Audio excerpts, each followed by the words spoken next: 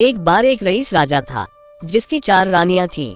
वो अपनी चौथी रानी को सबसे ज्यादा प्यार करता था। उसे महंगे कपड़ों से लाते रहता और बेहतरीन खाना खिलाता था। वो उसे केवल सबसे अच्छा देता था।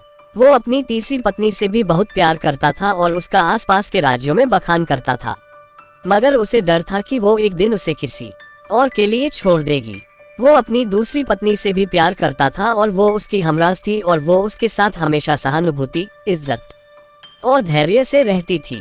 जब भी राजा को कोई परेशानी होती थी तो वो उसे बताता था ताकि वो राजा को उस परेशानी का हल बता सके। राजा की पहली पत्नी राजा की सबसे वफादार थी और राज्य और उसकी दौलत बढ़ाने में बहुत मदद करती थी, मगर वह अपनी पहली पत्नी से प्यार नहीं करता था। एक बार राजा बीमार पड़ गया और उसे समझ आ गया कि उसके पास समय बहुत कम है। इसीलिए उसने अपनी चौथी पत्नी से पूछा कि मैंने सबसे ज्यादा प्यार तुमसे किया है और तुम्हें सबसे बेहतरीन चीजों से नवाजा है, तुम्हारा सबसे ज्यादा ध्यान रखा है। अब जब मैं मरने जा रहा हूँ, क्या तुम मेरा साथ देने के लिए मेरे साथ चलोगी? तब उसके चौथी पत्नी ने जवाब दिया कि बिल्कुल नहीं। उसकी बात राजा के दिल में छुरी जैसी चुभी। अब दुखी राजा ने अपने तीसरे पत्नी से पूछा कि मैंने सारी जिंदगी तुमसे प्यार किया, अब मैं जा रहा हूँ, क्या तुम मेरे साथ चलोगी? नहीं, ऐसा तीसरी पत्नी ने जवाब दिया। जिंदगी बहुत अच्छी है और जब तुम मरोगे तो मैं दोबारा से शादी करूंगी। अब राजा का दिल बैठ गया था और वो अब ठंडा पड़ गया था। फिर उसने अपनी दूसरी पत्नी से पूछा, मैंने हमेशा जरूरत के वक्त तुमसे मदद मांगी और तुमने भी हमेशा मेरा साथ भी दिया, लेकिन अब जब मैं मरूंगा क्या तुम मेरा साथ देने मेरे साथ आओगी? माफ करना, इस बार मैं तुम्हारी मदद नहीं कर सकती।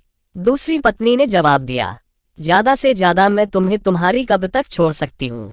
उसका जवाब बिजली की तरह राजा को लगा और वो बेहद दुखी हो गया।